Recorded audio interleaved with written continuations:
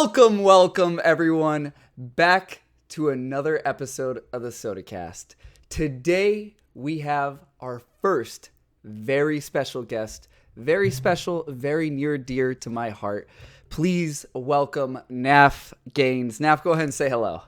Hi, how are we doing, everyone? Soda just has me like tearing up and saying near and dearest to my heart. I'm like, oh no, I'm going to be crying within the first 10 seconds of the podcast. Thank you for having me. I'm sure it's going to be wonderful. Of course. Well, we hope so. You are the first guest, and as you know, because you have been watching the podcast, hopefully you better have.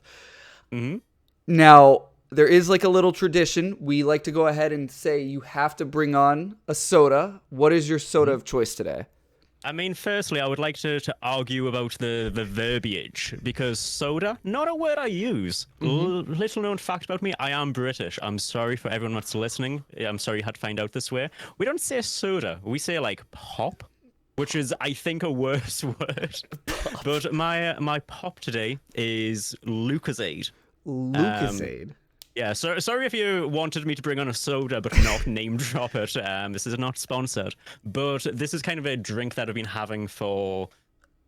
Probably started it when I was maybe 16-ish. It's a glucose energy drink, but not an energy drink in the degenerate Monster Red Bull increase your heart rate, make you see God way. It's kind of just a energy drink that just gives you a little bit of a perk up. It's kind of been my go-to if I'm sick, if I'm hungover, if I just need like a little something, you know, just a little something to kind of perk me up.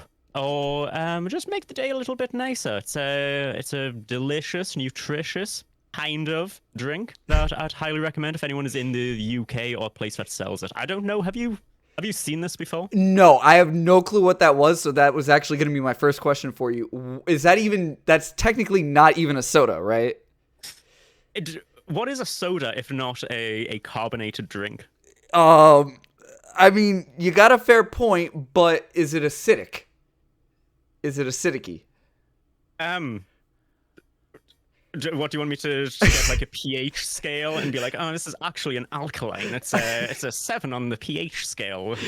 Like, I don't know what that means. If I didn't brush my teeth after a year of drinking this, I probably wouldn't have teeth. Does that mean that's acidic? I think it does. Are you able to chug it, or is it like a slow burner? I can't chug it, but that's a me problem. That's not a drink problem.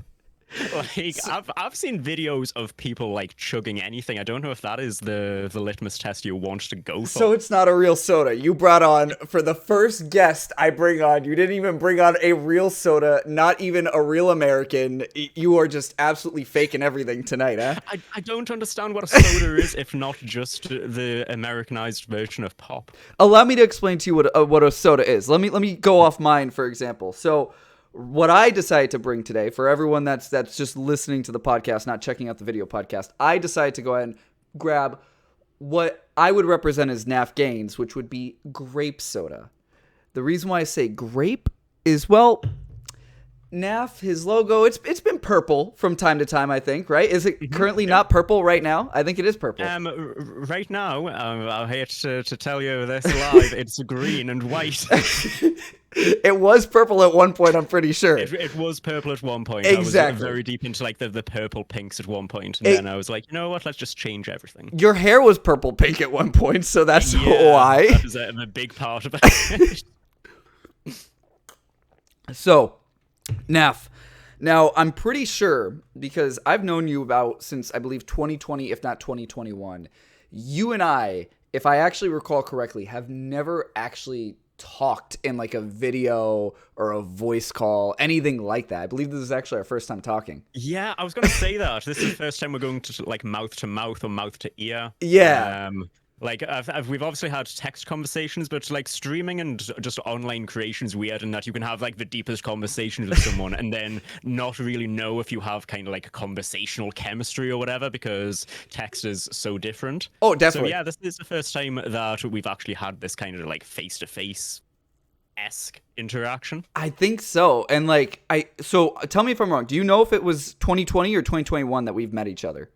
So let's think. I started kind of like being online, like an online presence in June of 2020, Mm-hmm. and I believe getting over it was kind of like the catalyst for us, speaking and getting involved with each other. Mm-hmm. And I want to say getting over it was probably September, October-ish Mm-hmm. of 2020. So near the end of 2020, yes.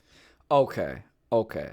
So, which that actually kind of leads me to my next point. So, obviously, I've known you since 2020, but I don't think everyone like that watches me obviously knows who you are. So, do you want to go ahead and give like a brief rundown of who you are, how we met, and then what you've been up to since then?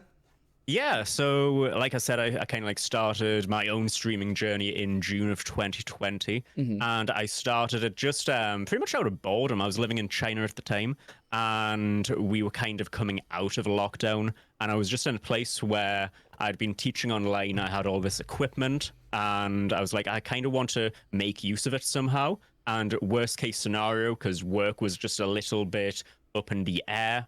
I wanted to kind of build something while out there. So if I had to come back to England, then I would have something to come back to. So I started streaming, and my first stream, I was a little bit tipsy, and I built a D&D podium while just speaking to maybe one or two people during Mm-hmm. chat. And then I kind of just went from there. And as for what I do on stream, and I think we kind of line up nicely in that the game is kind of secondary to our personality or Correct. our own artistic impulses, which is why I think, us talking makes a lot of sense, and I think why it's going to be so interesting. Because I would struggle to say what my best game has been on stream. I would struggle to tell you what people have enjoyed the most in a gaming context. But Your what I can Nuzlocke. say, sorry. Your Nuzlocke. The Nuzlocks were very good. I was proud of those. I kind of like put my own spin on them. So we kind of like made this channel point thing where people could redeem and get like a random card, and that card could break the game. And yeah, like I just like building things and kind of coming up with my own thing and marching to the beat of my own drum. And that's what I've been doing on stream for the longest time. Mm-hmm. And this was a bit of a rude awakening for you, Yeah. but you found out very recently that I'm actually leaving the streaming space and kind of going on my own like creative journey, which I think you can kind of relate to from last year and your own journey that you went on. Correct. So yeah, in the near future, I'm kind of going to be taking a backseat in streaming and working on kind of like my own projects that I think are going to be a little bit more long lasting, a little bit more me. Like, I love streaming, and it's kind of like the culmination of everything I've done with the acting, the entertainment, the video editing, the graphic design. It's kind of like culmination of everything. But as my interests have kind of changed and waned, I think that what I'm going to be doing next is kind of going to be the next step in that evolution. And I think it's going to, if not be the thing that I kind of put my hat on and be like, this is me, it'll be the one step closer to whatever that final thing is. Now, there's a lot to unpack there. First things first, I know that you mentioned that you were originally in China. So I have two questions there. So what the hell were you doing in China, first off? Living under Winnie the Pooh. And then second off, you mentioned, I still remember a lot about you. I remember everything about everyone. What was it that you did again when you lived in China? Let's go and start off what you were doing in China, and then tell us what you were then tell us what you did as a job in China. Yeah, so I got out of England and went to China just because it was in a place where the opportunity kind of like fell into my lap. And I was like, England's okay, but I was 23 years old at the time, maybe 24. And I was like, the time is marching on. Let's try this. Let's go away for a bit and just see what the world has to offer. I'm from a pretty small town, population of 30,000. Everyone knows each other. Everyone has the same background. Everyone has the same opinion. Yeah. And I was kind of in the place where I was like, I want to break out and discover new stuff. And what better place than 5,500 miles away? And the population of the city I was at was 8 million, which is 300 times that of my hometown. So I just picked a place that was as different as possible. Went there for 2 years, had a great time, came back a better person. So I think that explains how I got out there. And as for what I was doing, for the first year, I started teaching adults. So I would teach anyone from the age of 18 to 70 how to speak English. And within 6 months, I was promoted and I was made the only teens teacher for the entire city for my school. So I would travel between 3 branches and I would just teach something like 7 classes a day, which was an insane workload.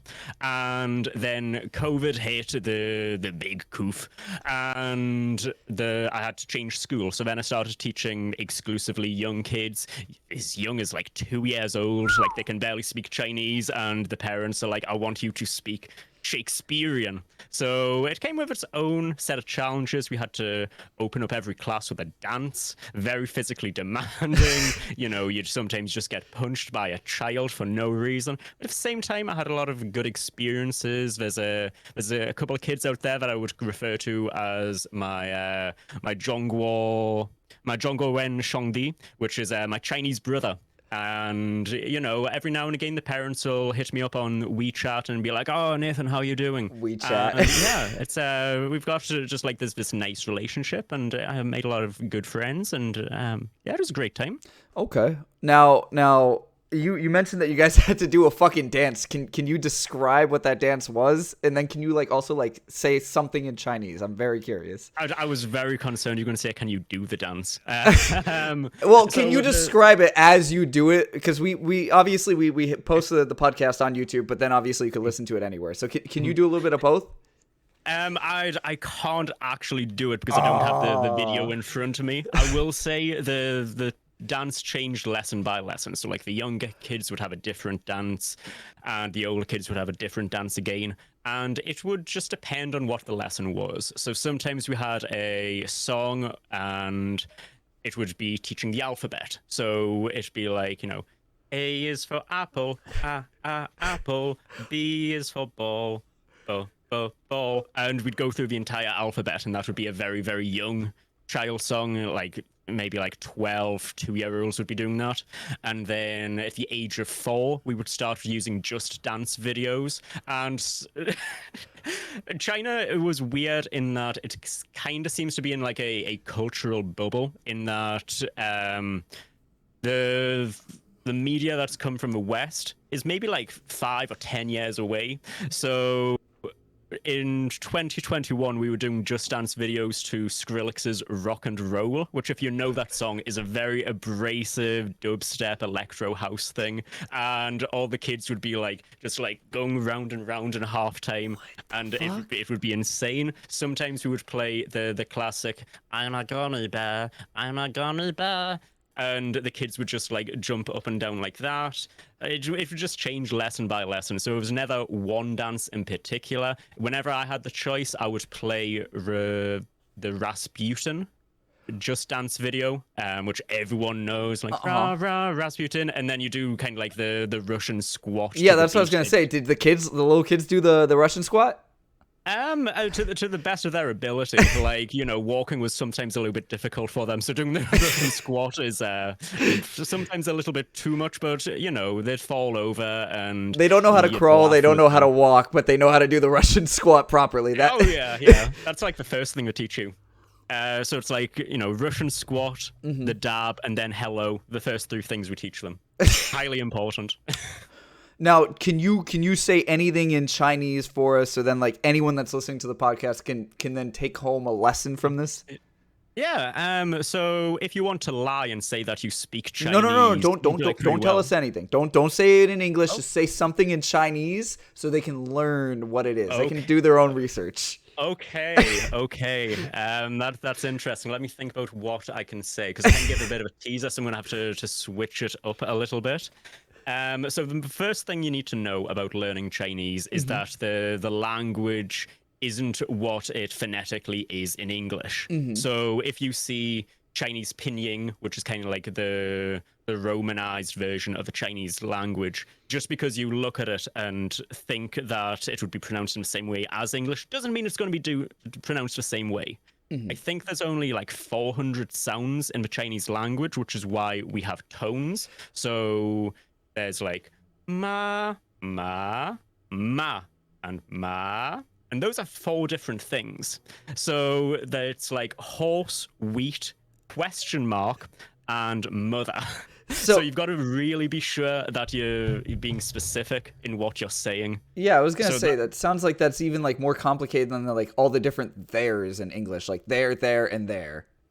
Thing is, okay, so you're learning Chinese and you're like, I need to be very specific in what I'm saying, otherwise people are going to be offended or get it wrong. And when you're on HSK1, which is the standardized level of Chinese speaking for foreign speakers, that's what you're taught. You get to HSK3 and they're like, yeah, just be fluent and be quick and people understand contextually what you're saying. That is terrifying because the word be, bi, can be pen, or it can be I don't know if this word is allowed on the podcast. No, everything's loud. No, everything's loud. Everything's loud. Go for it. Go for it. It can be pen or cunt. That's my favorite word. Pen, so if you're asking for a pen, you've got to be incredibly specific. Otherwise, you could get more than you bargained for. Maybe a good thing, maybe not so good. But yeah, you've got to be a little bit specific in what you're saying up to a certain point, and then people are like, oh yeah, we understand just contextually what you want. So how did you learn, like how old were you when you learned Chinese? 23, 24. How old are you now? 40? 43? I'm actually 44. So, it's been a while. It has been a while. You're very close, though. You're actually very flattering in saying 42. I said 43. Get it right. Oh, sorry. It's a old age. Yeah. I need to tweak the hearing. Yeah, your hearing's going already. I'm 27 for real. Okay. Yeah, you and I aren't even that much different in age either, huh? Yeah, I remember I was playing Pokemon Snap on Twitch, and you came in and it was kind of like our second or third interaction, and then I realized that you were younger than me, and I was like, really? I thought we were the same age, but there's 3 years difference between us? I am 23, so there's actually a 4-year difference. Okay. Yeah. I mean, I only turned 27 2 weeks ago. I didn't get happy birthday from you. Listen. Did you stream your birthday? I did not. There you go. That's your fault. Did you ever tell me your birthday? I can't remember. I don't think I told you specifically. I might have put on Instagram though. I definitely put on Twitter because I had a joke that I planned 2 weeks before my birthday. Because there's a picture of the Joker, and the caption is in impact font: 35 years without a foot job. Think about what that does to a man. And all I did 2 weeks before my birthday, which was Christmas Eve of all days, was just going to paint, scribble out 35, put 27, and then schedule a tweet to send it out. So, Naff, now this leads me into my next question, because you just mentioned foot jobs. So I think it's time to get a little bit more spicy in this stream, or in this podcast. My bad. So what is the weirdest, and if you're okay with saying, you already know where this is going, what is the weirdest sexual experience you've ever had? It's actually okay. This is oof. So I was dating this girl that I went on to be together for a while. Was she in China? And no, it is not in China. Okay, no. So it's not that weird. Why would it be in China make it more weird? Twitter, do your thing. Twitter, do your thing. But go ahead. Yeah. And it was her time of the month, so to speak. Oh. Interesting. And let's say we were a little inebriated. We'd gone out. It was a good time. And when you're inebriated, you just kind of get a little bit more amorous towards each other, and a little bit more closer. The chemistry's flying, the sparks are bouncing from one another. And first thing I can say, I've never seen a tampon be ripped out like a chainsaw before that night. Just straight up, just vroom, like that? Yeah. Okay. All right. So that was the first thing. Okay. And then so my surname is Gaines. And when you have that surname, you need to be bulky, okay? How do you get bulky? You eat a lot. Yes. You eat a lot. Yes, which I definitely don't do. Mm. You were saying? And let's just say that that night was no exception. I decided to eat as a true man does on every day of the month. Ah. And I had a beard at the time. And let's just say I woke up the next day and I got in the shower and I was like, this beard is looking a little bit more coppery than it was the night before. So And you're telling me you I were took saving some seconds for the following morning? Sorry? You were saving seconds for the following morning. That's what you were doing. Oh, yeah. Like, I've got an appetite, but I can't handle that much. I was in the shower and I was like shampooing and I was like, this has changed the color of my beard somewhat. Like my beard has got a little bit of ginger in it, but not that much. Not as much as mine.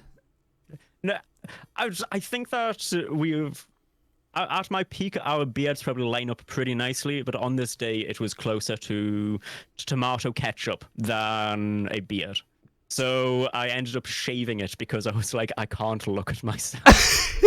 I was looking like a vampire that had ate very well.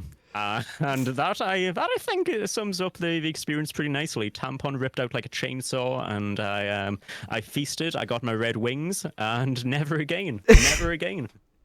You know, Naff, since you went ahead and you told one of your sex stories, would you say that was your worst?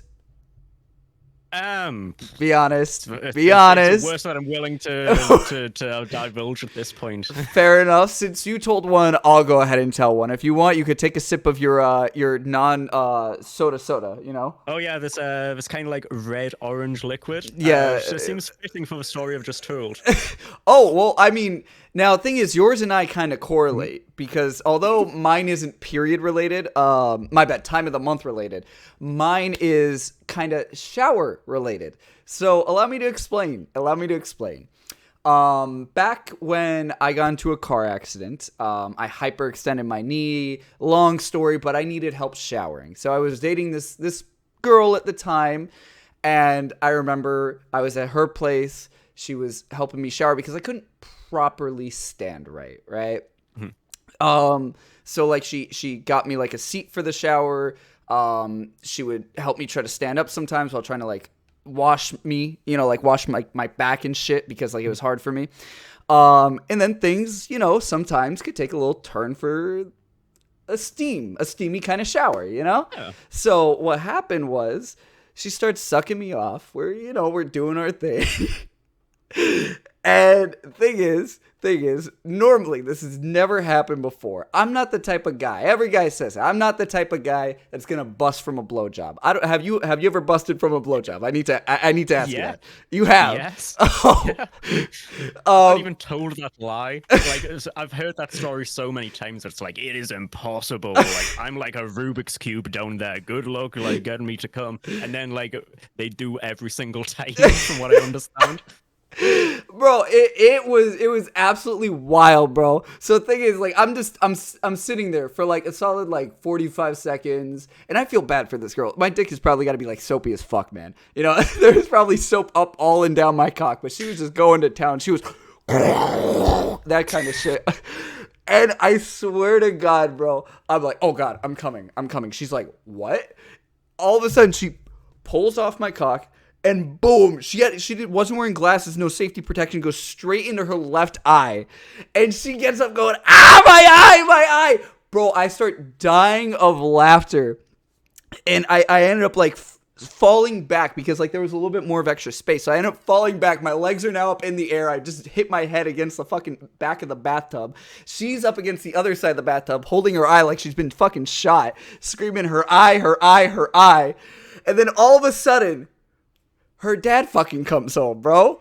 And he's knocking on the door saying, what's going on in there? Why the fuck are you two in the bathroom together? And I'm just, bro, I had to find some bullshit out of that. I don't even remember what I said. I think I said like, oh, I just need to take a shit. And like, I guess she got soap in her eyes, some kind of shit like that.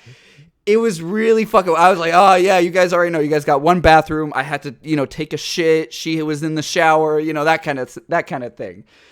Somehow, thankfully, I didn't get my knees bashed in from him. But, you know. That feels like it feels like you've told a lie that was unnecessary. You could just be like, I can't shower because I was in a car crash. Naff, let me explain to you this. Would you ever tell your girlfriend's father, yes, your daughter was giving me a blowjob? Would you ever tell him? That's not relevant to the story, though. You can just be like, she was helping me shower because I was in a car crash. How do you explain her eye, huh? How do you explain her eye? The white liquid in her eye? Because, okay, she was like soaping your leg up or whatever, and the leg that was in the aforementioned car crash, you know, maybe you lost some feeling, maybe she touched a nerve, you know, when the doctor hits your knee and your foot goes like, whoa, maybe she did that and you kicked the soap into her eye. Oh, yeah, definitely. That's exactly how it happened. That's a better story than I just needed to shit. Listen. Somehow I survived. That's all that matters. I'm here today to go ahead and tell you guys that story. I like how your worst sex story is I got sloppy so good I fell over. Listen, bro. I was already in back pain. Violated someone's daughter, and yet I got sloppy so good I fell over, and that's a bad story for me. Listen, man, I was just more concerned because, like, her eye was just filled with fucking cum. Like, because she was wide-eyed when I blasted in her, bro. Like, you probably blasted in some, like, cooches before, I'm assuming. It's like, you know how fast cum can come out. It's faster than a school zone. I don't know what school zones you guys have over there of, like, I don't know, 30 miles an hour with you guys running over kids, but over here it's specifically there's no speed limit exclusively in a school zone. It's like the Nürburgring, you know, the German highway where you can just take a Bugatti down. Same with schoolways, you can just go like 200 miles per hour. Oh, so when you drive in a school zone, you just run over some of the kids and you're like, oh, that was a weird speed bump. Yeah. Sometimes the speed bumps scream. Sometimes they damage your car a little bit. Sometimes they're a little crunchy. Yeah. So, Naff, moving on from the sex stories, I need to know. So, obviously, you no longer live in China, right? This is true. Because I know that, like, we've been, like, trying to get this together for, like, the past week, because I think I wanted to do this last week, but unfortunately we couldn't because you were moving, which, congratulations there, by the way. Congratulations. Where did you end up moving to? Do you want the longitude and latitude? Do you want me to just broadcast that on the Sodacast? I want the actual address. Drop the pin, bro. We're all gonna take a trip.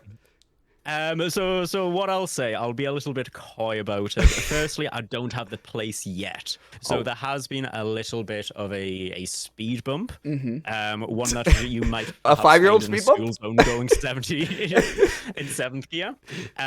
So the situation is there's an access issue with the apartment. And I don't know what that means. And to be fair, the building company that owns the apartment doesn't know what that means. They were like, the doors have electric fingerprint locks. There's a chance that the battery's broke. It'll take 2 weeks to fix. I was like, my brother in Christ, it's a battery. Like, I could do that in 10 seconds for free. Then why don't you do it? You already know what your apartment is. You already know where it is. Go do it.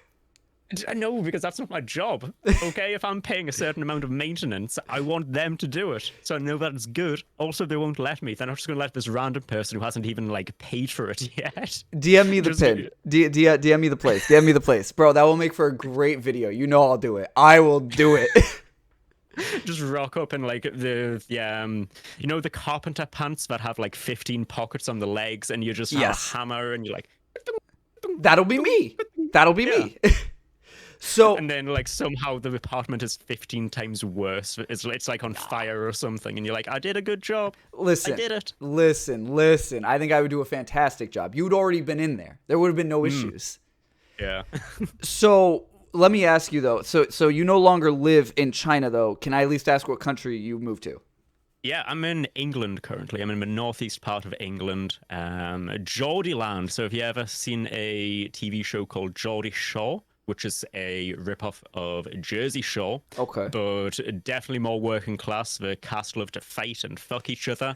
It is a pretty low income place, pretty rough around the edges, but it's a place that I've known for 23 years of my life, and it's okay. It's there's places I'd rather be, but there's also places I'd less rather be. Well, now, from what I heard, I've been hearing some rumors, that's this guy named Sodacat. He's been trying to hire you to join his team or something so he could pay you a little bit more. What's going on with that? Because he said that he was going to try to help you out here. Yeah, so I video edit. I've been editing kind of off and on, to give you a little bit of the man behind the streamer. This kind of like isn't my first foray into content creation. I used to make videos on a game called Adventure Quest, Dragon Fable, and Mech Quest, which were Flash games in the late 2000s, early 2010s. And I used to kind of like make these really cringe, kind of like AMVs to hard boss fights in those games. And I've been in the content creation sphere for some time. And when I first got this computer in China, because when the job was kind of up in the air, I was like, there's a good chance I'm going to have to leave. Okay. It is a lot easier to get assets out of the country than money. So I was like, let's buy this computer. Let's maybe start doing commission work. And worst case scenario, I can sell everything once I'm out of the country. And I've got, something to kind of like get me back home if necessary. So I've been working for like a couple of different content creators along the way, and yeah, I'm always open to maybe doing some more stuff along the way. So if this Sodacat guy has a space, I would love to potentially be on there. I mean, I was hearing that he's looking to pay you pretty well, man. That's what I was hearing. I don't know if you heard how much he pays like his editor. 5 figures? What? Nah. Anything's possible. Oh yeah, definitely. He's got that kind of bread. He's got that Mr. Beast money. Speaking of Mr. Beast, did you actually see his like recent video of like he cured like 1,000 people of blindness? I've not seen it yet, so that's not clickbait. That's actually how the video went. He actually cured 1,000 people of blindness. I think that's really cool. Like, I think Mr. Beast is someone where if it came out he had like a dark past or whatever, that would genuinely, I'd have to like take a couple of days off and just sit for a bit, because he's done so much good, and I think he is really genuine in what he does. Like, I do look up to him, even if we do occupy incredibly different parts of the internet. I think that pretty much everyone can benefit from looking at him and being like, okay, so this is how algorithms work, this is how virality works, this is how you can build from something small. Because he started by reading a dictionary. No. One take. I think no. You're thinking of Eminem, bro. Eminem reads the dictionary. Mr. Beast, he counted to like 100,000. He said like the same word over and over like 100,000 times, a million times. Like, dude was on some shit. Do you remember like were you around when I did the stream of like I did like a million dabs, or I attempted to do a million dabs? Yes, yeah. So that was obviously Mr. Beast inspired. So like dude was on some shit, bro. And now look at him. And I guess like going back to your comment earlier of like you'd have to take a few days off if you had a dark past. I want to get a little serious with you on that. Why? If he had a dark past, why? Because he's doing a bunch of great shit now. Yeah. I suppose I wasn't being as specific as I like to be when I said dark past, but if he had something that was like, this person isn't the person we all thought he was, I think that would affect me more than, let's say, when Mizkif was kind of like exposed for sketchy behaviors. Because there's just something about Mr. Beast where I'm like, I really buy into the character that he's kind of presented as. And I think it would be a huge shame for that to happen with him in particular. And there's a couple of others that are like, I really do believe that they have good intentions and they've been really smart about how they've gone about things, and they are inspirational. Like, I think it should be pretty obvious to me, to everyone that kind of like has seen me for a while and seen me develop, that Ludwig is one of my biggest inspirations. And to like his first stream, he was drunk at like 3 a.m. playing Getting Over It, and obviously we both have experience with that game. And the idea that he's taken that, and not only has he built himself up, but he's built the people around him up. He's got Off-Brand TV, which is kind of like his marketing thing. and he's kind of lifted up everyone around him. Like, I think that people are so concerned about building parasocial relationships with streamers, but at the same time, like, streamers are the new actors, they are the new rock stars, and there are good things to kind of take from them. Yeah. And I think that people are so het up in the, oh my god, parasocial relationships. Like, yeah, but also they are still human, and you can still draw good things from them, as you can with pretty much anyone. Yes. Well, I mean, that's kind of like the point. Like, you know, I know that you don't come around to my streams as much, obviously, because the difference in the time zones and all that. When I usually stream at like 8 p.m., what time is that for you? It's like usually like 1 a.m., I think? What, it was 6 p.m. your time when we started this, right? Yeah, that's 11 for you, right?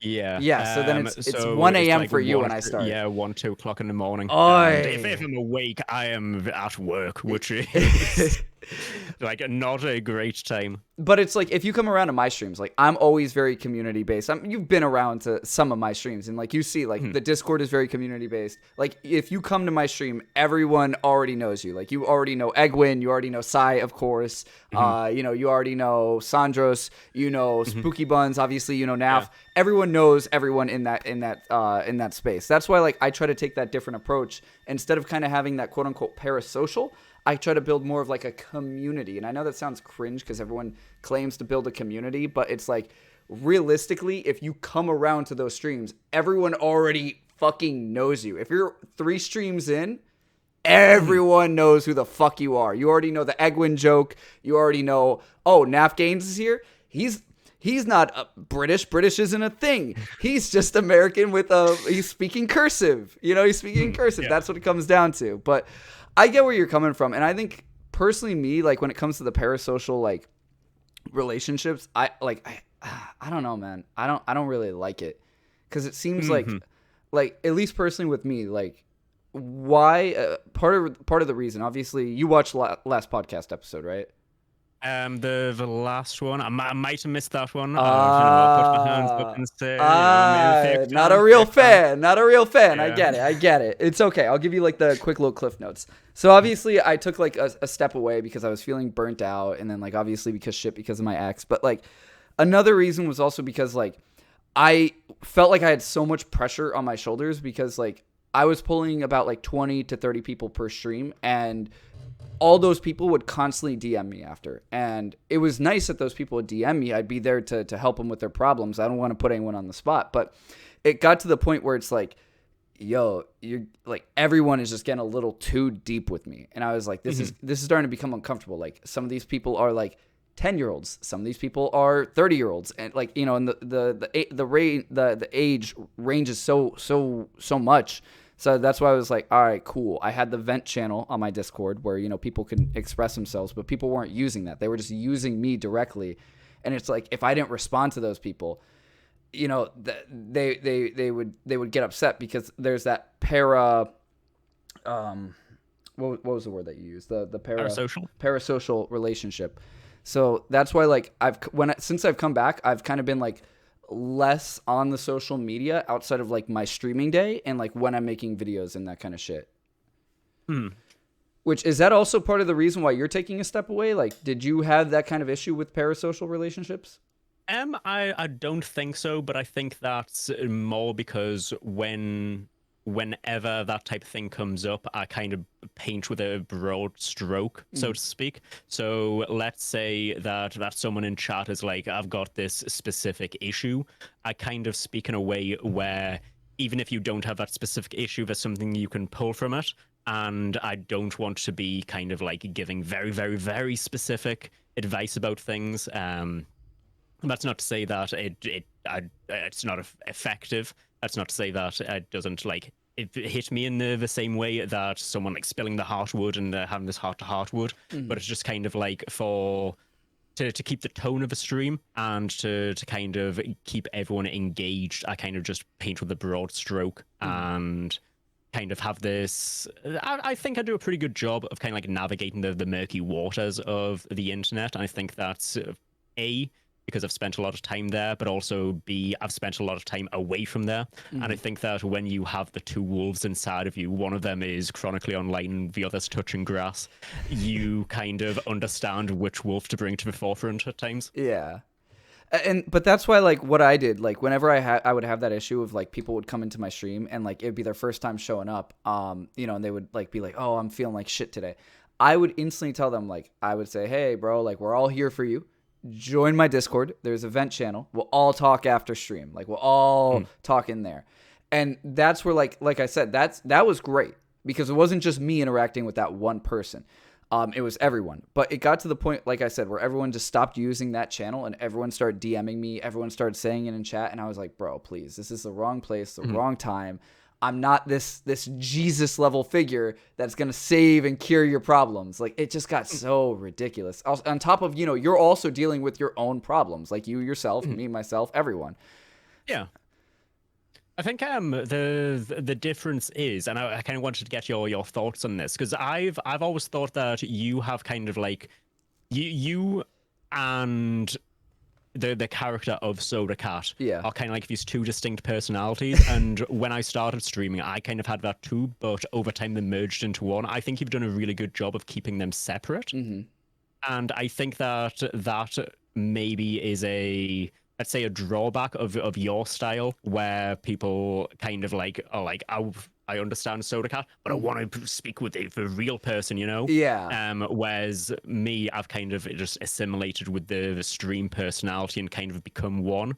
And when I speak about things that are maybe like a little bit less airy-fairy fun stuff, it's because I speak from a place of like my own experience. If someone is kind of going through something, I'll tell a story that kind of relates. Because A, I think that's more entertaining than just giving this advice that's so specific to this one person. But B, it kind of doesn't deify yourself, and it kind of doesn't raise yourself up as this, you know, this martyr that can shoulder everyone's pain and give the greatest advice of all time. So yeah, I think there is like a little bit of a difference between us in that way, and I think that both of them have their advantages and drawbacks. Oh yeah, definitely. That's the thing, man. That's the thing. So it's like, I don't know, like, so now obviously you mentioned like you plan on like stepping away from streaming, and I know that I asked you in your stream. I'm gonna ask you here on the podcast. So you plan on stepping away later this year, right? So I've always thought that streaming for me is in seasons. And the idea behind that is that every now and again, there's like a refresh, you know, a couple of things change, channel points, the design, the logo goes from purple to green, real ones will know. And this is what I call the final season. Okay. This is what I call the final season. And there's 3 goals for this season. I think there might be a 4th.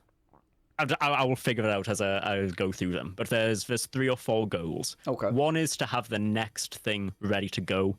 And you yourself know that it's kind of in this state where it's being chipped away at. I'm like Tony Stark in a cave, just hammering away. Yeah. And it's going to be really good. And I'm really excited about the next thing, which we can talk about in a bit if you'd yet entertain that. Yeah, of course. The second thing is that I want to purge a lot of the ideas that I've had. So over the time that I've been online, there's a lot of ideas that either I've not done because I've not had the ability to, I've not had the motivation to set up, or I've just not had the confidence in myself to actually execute it well. And I think I'm in a place where I can purge all the best ideas and kind of make this a landmark final season. And the third thing is I want to kind of work with just a small handful of creators, yourself included, to kind of bring them into my own community so that the people that are in my community don't feel like they've just been left in a sea of streamers that they can't really identify with. You mean me? I did to them? What I did to my people? Yeah. I mean, I wouldn't villainize yourself for that. I think that shots fired. It's okay, man. Reasons. I wouldn't vilify yourself for that, but that's not really my style. Of course. And when I leave, it's not going to be a case of me just walking off into the sunset like Clint Eastwood at the end of a movie. It's going to be a case of me kind of funneling that energy into something different. Like the Twitch subs are going to go away. I'm probably going to open up like a Patreon for people that still want to support monetarily. I'm still going to be in Discord. It's not going to be a case of me moving away. It's going to be a case of me refocusing onto something that I think is going to be cooler. It's going to be everlasting, and I think that it's going to actually maybe help people. So will that be the end of the Naff Gains streams from like permanently, at least as of now? Like, will that be the end permanently of Naff Gains streaming? So like the name itself is probably going to live on. I've kind of had this idea of splitting the name up, so Naff can be like the silly shit poster, the clown on Twitter, and Gains can be the kind of the introspective, artistic personality that I kind of want to take going forward. I've thought about doing that. I may just use the full name Naff Gains. But as for streams, I would stream again if something came up that was best executed live.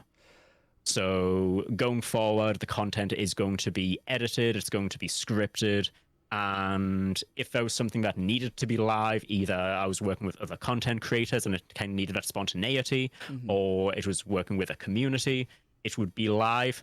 I'm not against the idea of going live, but I am against the idea of doing these streams where you talk for like 4 to 6 hours and then you hit stop streaming, and then all of a sudden that 4 to 6 hours is dead and nothing really has any everlasting impact. And I feel that. And that's why, like, obviously, like, if you've watched any of my streams since I've come back, like, before my stream schedule was, like, Monday, Tuesday, Thursday, Friday. And I would stream from, like, 5 p.m. my time to 10 p.m. my time. So my streams would last 5 hours. And, like, when I was doing that, like I said, I felt such a burnout. So now all my streams usually can pertain of is, like, an hour to 2 hours max. Unless we're vibing, unless we're having fun, I'll end the stream, like, instantaneously if I'm done with it, man. So... yeah. Is it because like you're feeling like a burnout right now?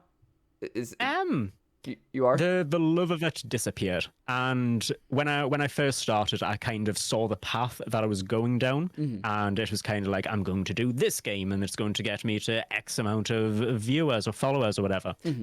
And then I'm going to do this thing, and far in the future I've got this project to work towards. And there's something about the space that I'm in now where that vision kind of just became really foggy. And I've never really committed a lot of time to any one thing. I've always been someone to flit around from medium to medium, from hobby to hobby. And it just feels as though now's the time to move on to the next thing. And that's not even like a sad thing, because historically, whenever I've done that, the next thing has been bigger and better and has actually kind of built upon what came before it. Okay. So I mean, I think we're similar in that while we enjoy the live stuff, we do have this urge to create something that is maybe a little bit more everlasting and is a little bit more unique. I mean, you had the short film Irrelevant that you kind of like previewed on your comeback stream. I still have it in the works. I'm still working on it behind the scenes. You guys will eventually see it. Okay, yeah. Well, you've got your little magnum opus that's being worked upon in the back. So I think that we get on well because we really understand the idea of kind of like following an artistic impulse and potentially disappointing some people along the way.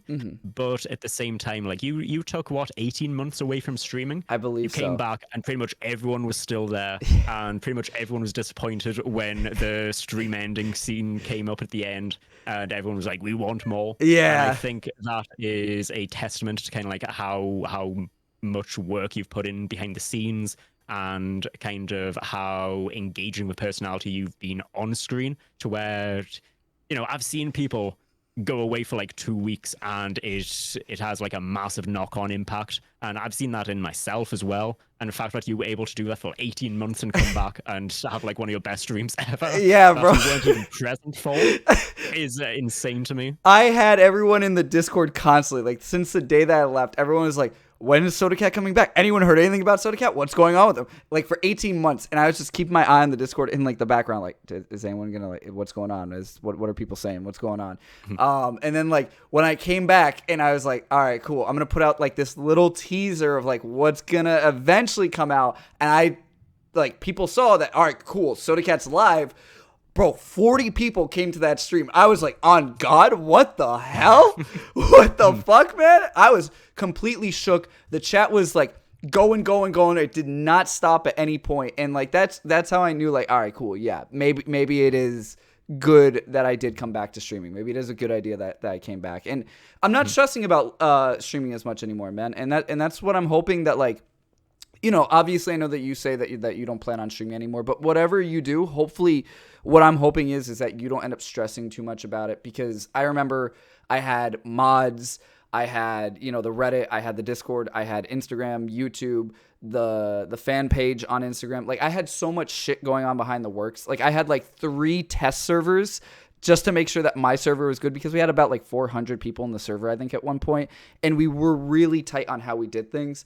So it's like, to me, I just got burnt out. And obviously I know that you're going through that right now. And hopefully with whatever you do next, whether it's working on artistic things or working for someone or, you know, helping out other creators or whatever path that you decide to go down, hopefully you don't end up stressing yourself out and burning yourself out. If you feel like, hey, I'm done with this, take a step back. Just don't deal with the shit that's going on. Like me, I just made people mods now. I'm not stressing about it. I'm like, all right, cool. We'll figure out what we're going to do next stream the day of or the day beforehand. That's how I work now. So hopefully like I said, whatever you do next, hopefully I don't see you burn out. Hopefully, you know, you don't stress too much about whatever you're going to do next, which I'm kind of curious. You mentioned that you were going to tell us a little bit of what you're going to do next. Yeah. So the next thing isn't like, the next project is pretty much set in stone, but the whole format and kind of what I'm going to be doing beyond that is very up in the air, and I think that is a huge weight off of my shoulders. The idea that I don't need to be in this chair. It's the idea that I don't need to open up OBS and StreamerBot and the same programs each time. I think that is really freeing, you know, the idea that I've been in this box where I need to be live and I need to make mistakes and I need to not be able to have the perfect wording every single time and do multiple takes and stuff. I think that getting rid of all that detritus is going to be really freeing.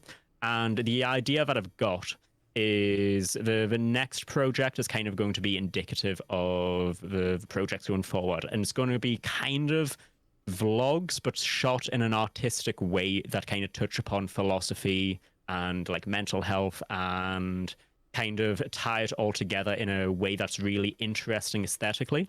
So we've talked about this, but there's kind of like this artistic movement that's happening right now called core. And it started off as this kind of anti-capitalism, anti-authority movement that kind of was a little bit of an analogy for social media as well, about how, you know, you can scroll through TikTok and you'll see like a Family Guy video with Rocket League and Subway Surfers underneath. And no one's gonna end up watching this podcast unless I put that in here somewhere. Like I just need to have Family Guy here and like a mobile game going on. You need to have the captions that like change for every single word as it's being said. I might put that for your green screen for the. I might put that for your green screen for the people that are watching the video version of this. That might be what I do. Really good idea. but you were saying. Yeah. So I've been really inspired by this new kind of like art form, and it kind of does have a link to Dadaism, which is kind of like this absurdist art form where nothing really makes sense, and it's kind of thrown together in a very ragtag way, and it's kind of a little bit eerie, a little bit disorientating, and core kind of takes that idea but uses clips from TikTok, from movies, from viral videos, and tells a story through that. And that's what I want to do. I want each video to kind of start with a core intro or some kind of experimental intro, and then just go into like a Casey Neistat style video where I tell a story or I act something out. I've got some ideas. The second one that I'm working on, and I don't mind actually sharing this. Like, I think a lot of people are kind of like, keep this behind wraps, but I think that my vision is such to where even if I give every single detail of the project, I can execute it in a way that I'm proud of, and I don't think that people can really take that essence. So the second one that I want to work on is what is the difference between good and great, and how do you become known as the GOAT of something. And with that one, I want to kind of do maybe street interviews or even just interviews on Omegle if possible, and just kind of draw in other people's ideas. On Omegle? I cannot do live. On Omegle? No. People were even mentioning on my last stream for me to do Omegle streams. I was like, yeah, no. For everyone that doesn't know, Omegle is notorious for just like guys jerking the fuck out of their cock. It's a little bit cleaned up now. I'll say that there's 2 sections now. Get out of here, bro. There's not 2 sections. You could put on any kind of filter. There's an unmonitored section and a filtered section. There's always been an unmonitored and a filtered section. It's always been guys jerking the hell out of their cock, man. Get out of here. If we were to open up Omegle when we end this podcast, I guarantee you the first thing that we're going to see is some guy jerking his dick. That's actually a really good idea. Check the description. Soda will put in the description what actually happened after the podcast. I guarantee you. Subscribe on Patreon for that bonus footage. Oh, wow. Putting your own social links when I didn't even say that we were doing that yet. I didn't even say we were doing it yet. I was plugging yours. Oh, my Patreon. I don't have a Patreon. Yeah. I don't have a Patreon. Okay, why not? Why not get that bread? Get your money up, not your funny up. Wow. Listen, man. Listen. With my streams, I have always been very like oriented with my streams, my videos of like never like donate me money, never sub to my channel unless I say something stupid. Like, so for example, like with I'll dab, a million times. I'll say, hey, whoever donates $15 right now, I'll dab a million times. And it's just the stupid idea of, all right, cool. You give me a little bit of money. I'm going to do something really, really fucking stupid. Like, I'm pretty sure you remember the stream where I almost killed myself because I hydrated too much. Do you remember that? Yeah, I might have yoinked that and kind of put my own spin on it with channel points. Oh, wow. It was what, like 1 channel point, and it was just 3 hours of drinking. Alcohol or water? Water. For you or for me? Were you talking about you did that yourself? Yeah, I did that. Was that when I took my hiatus? It might have been. I'm not too sure when it was. Because I 100% would have watched that stream. If I was still here, I would have watched that stream. 100%. But it was a good one. I had like a sound effect queued up for every single one. That was like, it was real good. Oh, that must have got annoying after 3 hours to just hear that in your ear constantly. Yeah. I could see it in your eyes. You're like, yeah. But yeah, it's not even the first time that I've like drank too much water on stream. One of the last streams I did in China, because I used to shop at this supermarket called Olay, and it was kind of these imported goods. And there was something like 12 cans of Pokemon sparkling water. Oh, gross. And I was like, I'm going to do a taste test on each one. Each one was like 330 mils, and there's 12 of them. So that's like 3,600 mils that I drank within an hour and a half. And I put them on a tier list, and I was like, okay, guys, I'm done. And I just lay down, and I felt my stomach go like, it was disgusting. It's a mistake I've made multiple times. So that's the thing, man. Like, people don't understand some of the shit that we put ourselves through because, like, I don't know if I said it on the last stream or on the last podcast, but like when I did that hydration stream, I remember I legitimately thought I had like water poisoning or like overhydration where I had too much water in my system because I forgot how much I actually drank. But I legitimately was throwing up water after that. It was that bad. It was that bad. And same with like the dabbing. I think I ended up dabbing like 10 or 20,000 times. Of course, I wasn't going to ever hit 1 million because that was just fucking ridiculous. But if you ever need a strat on how to dab, like, coherently, let me know and I got you on that. But I remember like after that stream, I legitimately had a black eye. My eye was starting to swell because like I had the rule of like, in order to count it as a dab, your bicep had to actually hit your eye socket. So it sounded a little something like, like that. It needed to make that connection, that sound. and I ended that stream. My eye was a little swollen, and I think I even took photos of it. I'll try to show you after the podcast. But it was fucking wild, man. So it's like, we sometimes put ourselves rigorously through these fucking streams, and like I don't think people properly understand that sometimes. I mean, even on a simpler level, the idea of just like sitting at your computer for X amount of time talking, it takes a lot out of you. And Yeah. I'm lucky in that my work has always been like entertainment focused. And because of that, I understand how to talk without ruining my voice. I understand kind of how to keep myself energized and look after myself at the same time. But a lot of people, I've noticed, will kind of be like in this grind set of, I need to do this subathon, I need to stream for 24 hours straight. And then they're like, I need to take 4 days off just to recuperate. And I don't blame them, because it is genuinely difficult to do if you don't know how to look after yourself, but you do feel kind of It's draining. imprisoned by the grind, which again is another reason why I want to step away from streaming and kind of just follow my own artistic impulse, which I think is the most important thing going forward. It really is draining, because like, I mean, you could obviously speak upon it, but it's like, it's not just us hitting record and playing a game, or like, for example, in my case, just doing something stupid, such as like drinking water. It's also, you have to keep the chat involved. Like I constantly have to keep on talking. If you watch my streams, you could go watch the VODs, and you'll see it's just constantly, at any point you skip to, I'm constantly talking. There's never a moment where I have my mouth shut, because it's like, we live in this society now where everyone has such a short attention span. Where it's, if you don't say anything for 5 seconds, you automatically lose 5 people watching your stream. That's just how it is now. Like you know firsthand. And then it's obviously discouraging when you do see that number go down live in person, when you see that, hey, you have 20 people watching you. Oh, now it's down to 15 or 12 or 10 or whatever, and you're trying to keep that same energy. It's so hard, because you see that number live. At least, I don't know about you, I like to see the number live. Yeah, I was going to say, you are definitely an outlier in that you firstly, you have it, but also you have it on screen, don't you? Yes. And I know that you've taken that from Etika, because I remember talking and you were like, he's a massive influence, and that makes a lot of sense when you see like your stream layout and also like just how you interact. Correct. And I'm similar in that I don't care, but when I made the jump to OBS, I lost that that thing that told you the view account. Okay. And I just didn't have the energy to look it up. But I've never been someone that's like, don't tell me how many viewers I've got.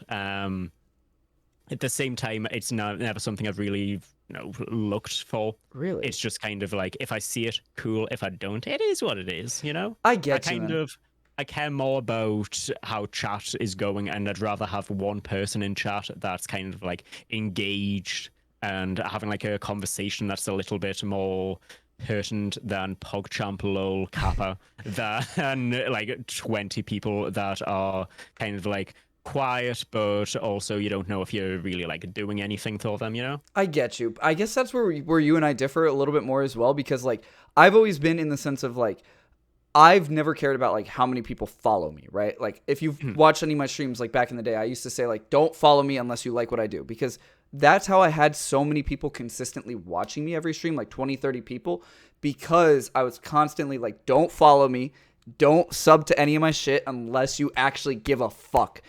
Because to me, like, having that follower number, like, or on YouTube, the subscriber number, however you want to word it, to me, that doesn't matter. I care about how many people are in the room watching and are entertained. Even if, because you say like, oh, well, you don't want that person that's just going to put lol in chat or whatever in chat. I mean, not to say that I don't appreciate them. I'm being painted into a corner there.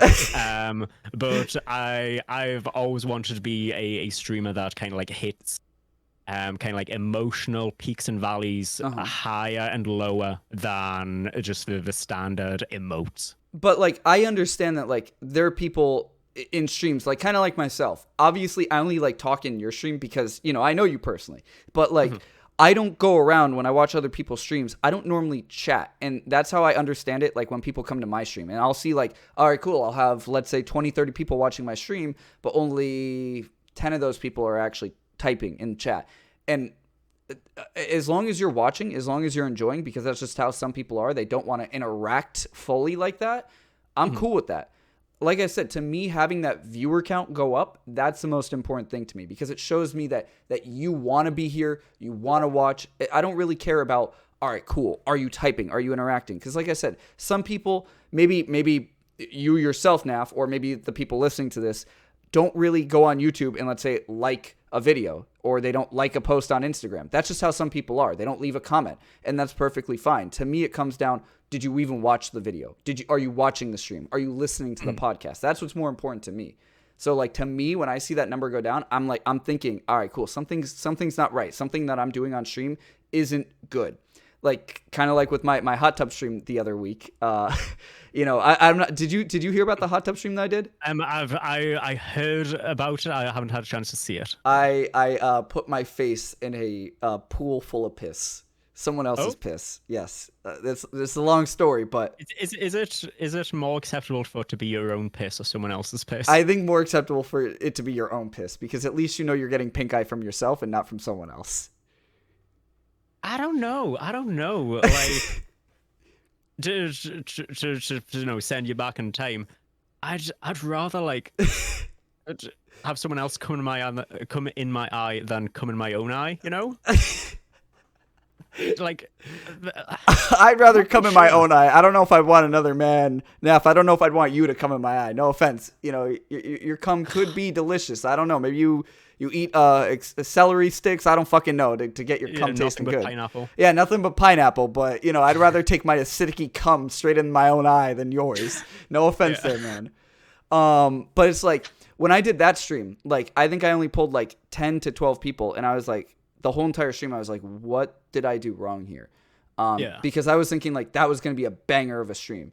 And like, all I do is I always rewatch all my streams after I finish them. And I just think like, all right, cool. Where did I go wrong? What could I have done better? Kind of like my thought process with life. I kind of think that same way with my streams, my videos, all that. If this video didn't do good, or if this stream didn't do good, why didn't it do good? And I know it's like, that's what a lot of other streamers, a lot of other YouTubers don't do. And that's like, because like I said, a lot of people, obviously you're saying yourself, you don't really get discouraged by that anymore. But like, I do see like a lot of smaller content creators do get burnt out like that, because they'll just see that number go down. Instead of trying to figure out how to adjust it and how to get that number back up, they'll just give up. I even kind of fell into that a little bit, because that's also, I constantly say, this is the reason, that's the reason. But like, there were so many reasons why I left. And that was also part of the reason, because some streams I would get 30 people, and other streams I would get 12 people. And I know, like, depending on who you ask, well, still 12 people is a lot. But to me, when I'd be averaging 20 to 30, it's a lot. It's very discouraging than the next stream when you only get 12, Yeah.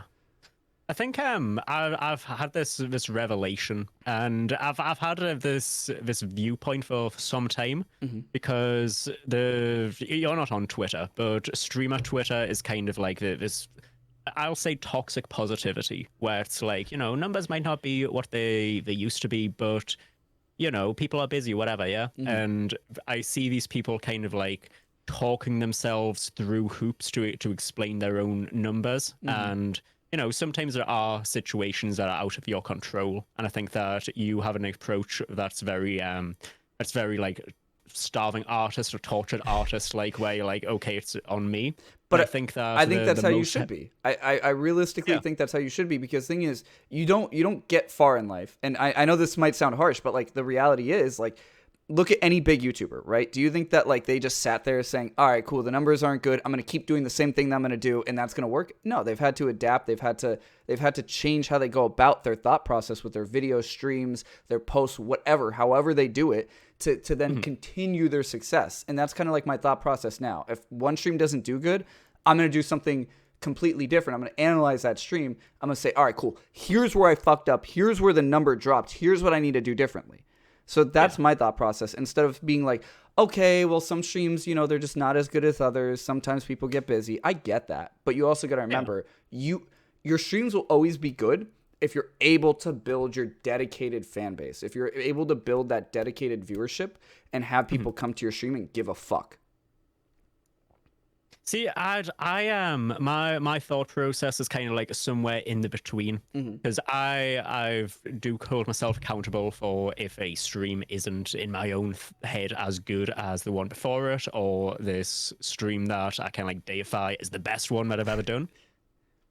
But at the same time, I'm kind of empathetic to like people have their own thing going on, and I've always had this feeling that if you're not growing, you are kind of dying, and that's like a really poisoned way of thinking. And I think that most streamers will see it as like a toxic thing. But I think that you would agree with me in the same way that like, who was your favorite YouTuber 10 years ago? That's 10 years ago. Oh my God, bro. I was 13 at the time, man. Oh my God. My favorite YouTuber 10 years ago, I'd probably have to say was PewDiePie, because that's who everyone was. I feel like. At that time. Yeah. When was the last time you watched a PewDiePie video? Bro, stop. You're about to shoot yourself in the foot. Literally, no. just earlier today, actually. Oh, damn it. All right, let me give you someone else. Matt Shea. I don't know if you ever heard of Matt Shea. Yeah. He's from Canada. He does Battle Cats. No. You don't have to give me an example that fits my thing, because I've got my own example. So I used to follow a guy called Excalizors, and he used to do pretty much exclusively Call of Duty gameplay. Okay. And he's still doing it to this day. And he's pretty much flown under the radar. You know, he's never got into controversy. He's never really done anything egregious. And just somewhere of like we just went separate ways, and that's nothing that he's done. Did you personally It's nothing know him? that I've done. No. I just kind of like followed pretty much every video that he uploaded. Gotcha. And yeah, I know that in the same way that I grew away from him, even though his content was the same, or at the very least his personality was still the same underneath. I know that will be people to me.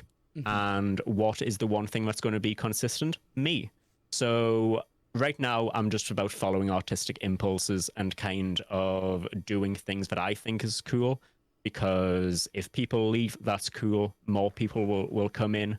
And if they don't, at the very least I'll have this backlog of cool videos that I'm proud of, or cool pictures, shit posts, tweets, whatever, that I'm proud of, even if that's the only person that's in my own audience, you know? Yeah, but it sounds like from what it sounds like, tell me if I'm wrong, it doesn't sound like you give a fuck about trying to grow anymore. It sounds like you were just exactly my point. So it's like, you know, you see a lot of people, myself included, I'm trying to grow. You know, I don't give a fuck about growing, but I'm trying to grow.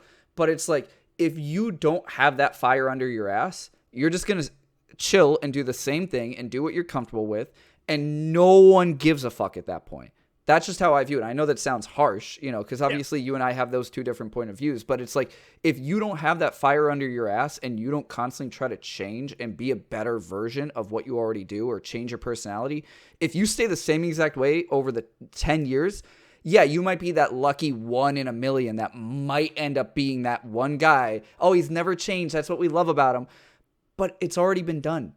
People want to see you grow. People want to see you change. Look at any big influencer. 99% of them, probably 99.99% of them, are completely different from how they were 10 years ago. You might have that one, which is, you know, pretty much the same, but that's their gimmick. If I were to still be the same Sodacast that I was day one when I first started streaming, where I streamed Paladins, an Overwatch ripoff, and I had my little like actual like webcam just chilling up in the corner, no one would give a fuck, because I didn't scream, because I wasn't doing anything fun. Now, okay, look, I've come back. I'm working on little short films. I have Mic Art Production, which is going to be doing a lot more of tech stuff, which I'm trying to put out videos. There's a long story as to why there's nothing out quite yet, but stuff is coming. On top of that, I'm back to doing streaming, doing weird, quirky shit again, still trying to come up with like different ideas. As you heard for the hot tub stream, like that was the first time I ever brought on a special guest. And then lastly, of course, the podcast now. The podcast, I mean, I don't think anyone was expecting me to come back, especially with a fucking podcast of all things, you know? Yeah. So that's what it's all about. It's changing for your audience and understanding like, all right, cool. I know that not everyone is going to stay around. I've had plenty of people that like, I know for a fact they enjoyed watching me, but it's like, they just grow up, they change, they move on. Like, I look back, like some of the people that are still watching me now from when I left 18 months ago, like, some of them are teenagers, bro. So like they were like 14 when they first started watching me. Now they're 16 and like they're a lot taller. They have beards now. Their voice is deeper. Like it's fucking wild, man. So it's like, all right, cool. If I'm still the same Soda Cat, I know that those people are going to leave. I could still have pieces of me that are still the same, but I still want to try to change, because if I stay the same, I'd be lying to myself, because me, myself as a person, Mike, is different from how I was 18 months ago.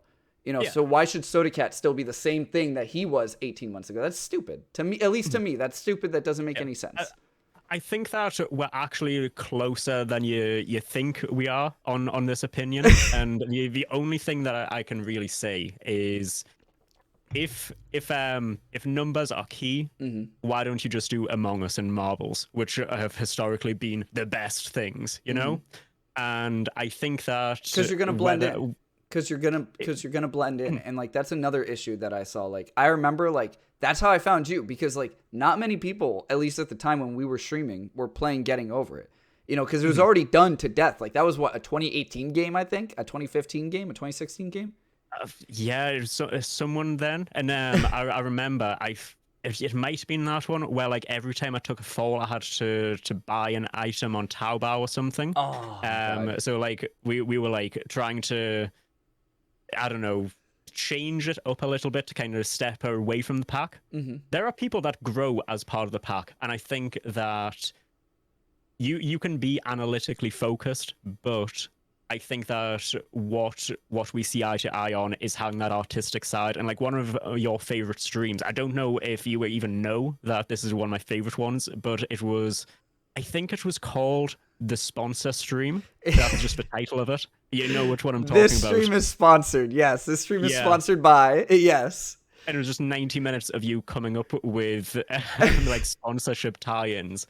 And like, if you were so analytically focused, why wouldn't you use that time to just do something that you know is a hit? Among Us, Marbles. And the answer is because you do have this artistic impulse that I think drives you just as much as the analytics. And I think that's what I really respect about you, and I wouldn't want you to kind of shy away from following that in search of numbers. But also think about this, right? Like if we're talking about a numbers game, why would I watch, for example, Naff Games? Why would I watch Naff Games if he's playing Among Us just as like my favorite big streamer is? Why would I watch Naff Games, this random nobody? No offense, I'm not saying that you're actually a random nobody, but like why would I want to watch Naff Games, who has 1,200 followers on Twitch, and I don't know what I'm getting into when I click on him, compared to someone like, let's say, Moist Critical, who I know has 8 million followers on Twitch, and I know that, all right, cool, I'm going to be in a more engaged chat.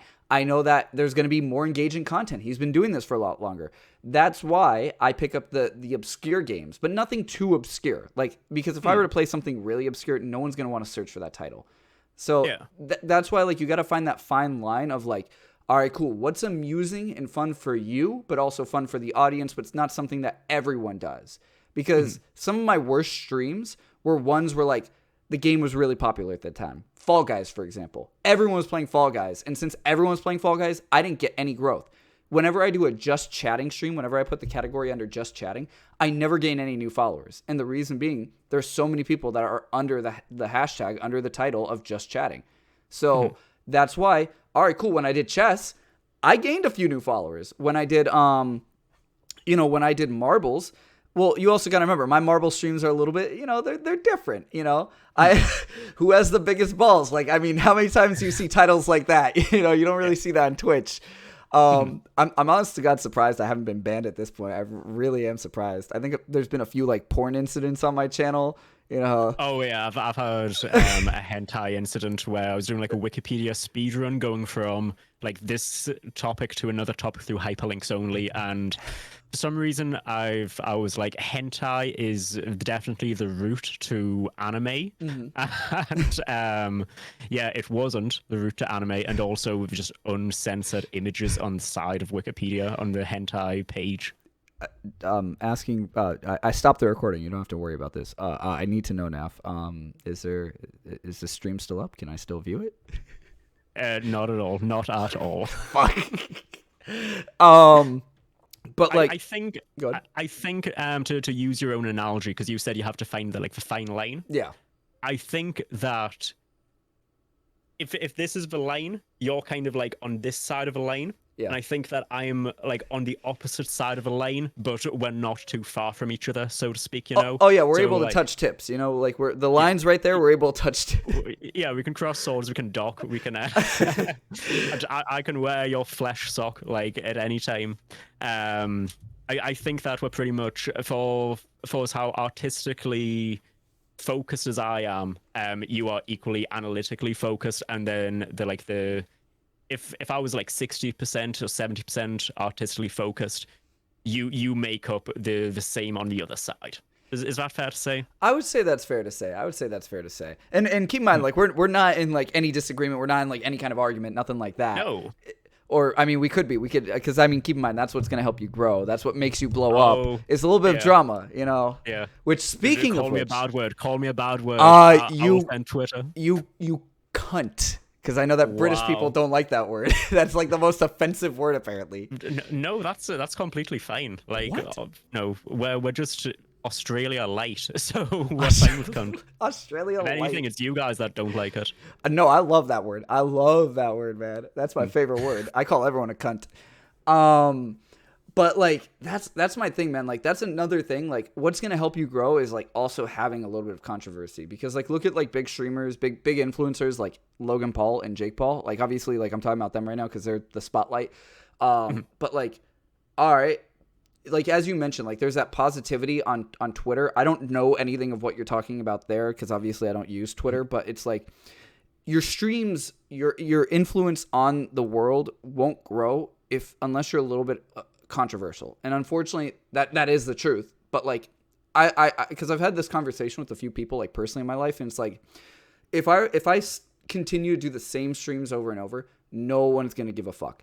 I have to sometimes be a little bit of edgy. I have to be a little quirky, because if I don't, then I'm just gonna fade into irrelevancy. Because yeah, everyone wants you to be squeaky clean, but if you are, realistically, no one's gonna give a fuck about you. Like, name any of the big influencers. For example, PewDiePie, right? We already know what happened with his bridge. Do you remember you know the bridge thing? Yeah. You know, and obviously he was big before that, but it's like you need, in my opinion, you need to have controversial moments. I'm not saying it has to be something like really bad. Like you don't have to, have a PewDiePie bridge moment or a Logan Paul, Suicide Forest kind of thing going on. I'm loading up PUBG right now. But like, I feel like you definitely need to have at least some kind of controversy if you want to, gain a little bit more of a following, if you want to stand out. And that controversy could be good, it could be bad. It depends on how you use it and what kind of controversy you have, Obviously, if you're known for hate speech, that's a little different. I don't know how much you're going to grow. Yeah. I mean, within like a certain audience, you will grow, but if you want to be on InfoWars, feel free to. So Naff, I mean, we've been talking a lot, so I gotta know, man. I gotta know. What is next after you're done streaming? Obviously, we know that you plan on doing, a little bit more of, the short projects that you were talking about. What is the next big thing for Naff Gains, even after that, let's say? What's the end goal for Naff or Naff and Naff Gains, or Naff Gains as a whole? What's the end goal for him? I don't know where this has come from, but I've been really inspired by like the people that have come before me, and not even in content creation. I'm talking like the likes of Van Gogh and like Nikola Tesla and stuff, like people who kind of just stuck to themselves and were in a cave, and then every now and again just had something, and it doesn't matter what they were doing, you knew that it would be great. I mean, Van Gogh, no one really knew until he died anyway. Yeah. But I don't know. I'm not really attracted to the idea of being at the forefront. And I think that all respect to people that want to be, I think that you're one of them, and I hope to see you be there. Hopefully.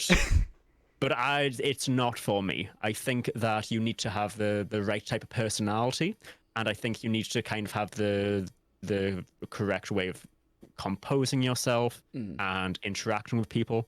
And I think that for me to become that person, I'd have to pretty much strip away a lot of what I am and who I am.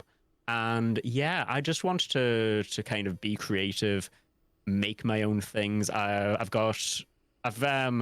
write rap songs, and I would love to actually record like a little EP and release that, and kind of like edit music videos for it.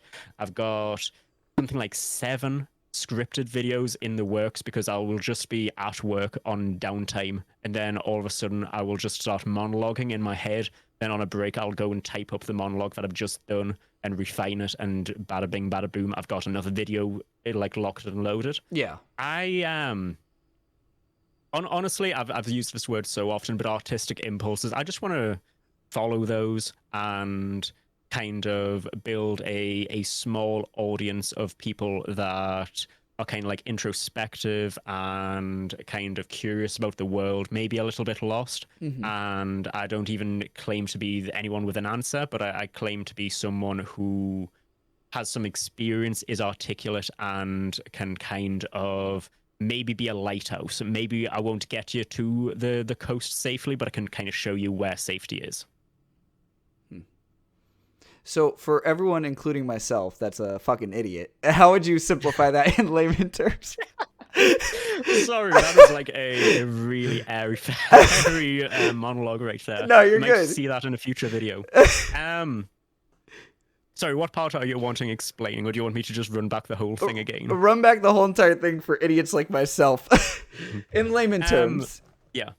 I just want to be someone that creates. Gotcha. And I think that's the simplest thing. And I don't want to kind of be at the forefront. That's another thing. I'm stepping away from streaming because I want to have that downtime, and I want to have these periods of time where I can just like disappear to my studio and come back with something incredible, you know? Yeah. And that kind of freedom, I think, isn't for everyone. I know that a lot of people kind of like build off the energy of others, and I think you're definitely someone like that. Yeah. And I think that isn't me. Does that kind of answer? Yes. Things? Now I do have a different question for you then. So because it sounds like we're always still going to see a form of Naff gains in every form or in some form or fashion in the future, right? Yeah. So maybe more so. Let me ask, will that be in front of the camera, or will that eventually just only be behind the camera? It'll be a little bit of both. So the first video that I'm working on, and the title of that one is "Pain Makes Me Better," and it kind of talks about how the baggage that everyone carries kind of gives them the ability to know what they want in life and what they don't want in life, and kind of push them towards better things. Yeah. And that is, I'd say, 40% behind the camera, 60% in front of the camera. Okay. It's not fully edited yet, so that could change. I see myself as probably someone that's going to always be in front of a camera a little bit, but a lot of the work is going to happen behind the camera. Okay. But we will always see Naff in some form or fashion, right? I like to think so. Yes. I would like to believe so too, man. I've personally always liked some of your content, and everyone that's listening to the podcast, if you haven't already, Naff, please tell all the beautiful people everywhere where we can find you. Yeah, pretty much everywhere that is reputable. NAFFGAINES. That is Naff Gains. TikTok, Instagram, Twitter, Twitch for the time being, YouTube. There's a couple of videos up there already. They're going to take a little bit of a departure from the current form, but the next one is going to be even better. And I think that it's going to be a little bit divisive, but I think that the people that resonate with the next video style are going to really resonate. And that's the most important thing to me. I want to kind of focus on small but deep. Gotcha. Now, like soda in the shower. Soda in the shower. Now, Naff, how we end this stream, or how we end this podcast, before I let you go, I gotta ask, have you finished your soda? I have not. You have not. Now, I have. Halfway through. Now, you know what that means, man. You gotta chug it. You gotta finish the rest. You gotta gulp it down. So as you gulp it, I'm gonna be describing what's going on here. Come on, man. Go ahead, chug it. What if I take like 2 minutes to do this? We'll sit here for 2 minutes. We'll sit here for 2 minutes. Okay. Come on, chug it. Chug it. Thank you for having me. Everyone, if you truly enjoyed, make sure you go ahead. Check out Naff, as he mentioned, Naffgaines. Naff, give me a thumbs up if I'm right on that. Perfect. All right, so go ahead, check him out wherever you can find him. Instagram, TikTok, YouTube, Twitter. Guys, if you liked what I had to say here, you could also go ahead, follow the podcast wherever you get it. YouTube, Apple Music, Spotify. I also have other social medias as well. You already know where they're at. Sodacat13, Mike R Production. You already know. I'm not here to plug. We're here to plug Naff. Naff, go ahead. Say it one more time. What's your socials? Naffgaines, Naff Gaines, TikTok, Twitter, Twitch, Instagram, pretty much any place that is reputable. You will find me, and if I'm not there yet, feel free to take the account and squat on it. Sell it to me for like $2,000 in the future. Who knows? Beautiful, Naff. Beautiful. Naff, once again, we do truly thank you for coming on. And for now, everyone, have a fantastic rest of your day, evening, or night. Stay safe. Peace. Peace.